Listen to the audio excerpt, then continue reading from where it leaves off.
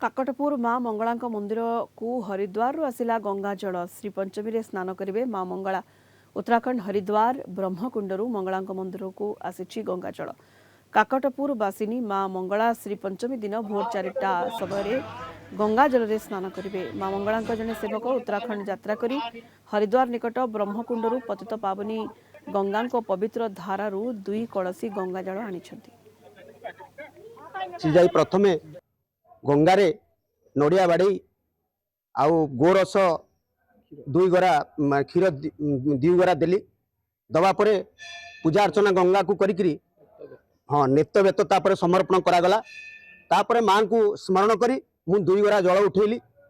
तेणुक मोर एति कामना अच्छी मु जो पर्यंत बची मोर माने मोर शक्ति थी मु माँ प्रतिवर्ष सरस्वती पूजा रे गंगा जल आनी जो प्रत्येक तीर्थरू देवी।